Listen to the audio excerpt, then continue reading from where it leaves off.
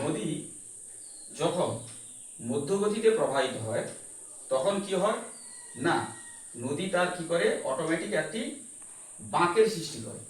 এই বাঁক বরাবর নদী প্রবাহিত হতে হতে তার প্রবাহ পথে তার বাঁকটাকে সে কি করে সোজা করে নেয়।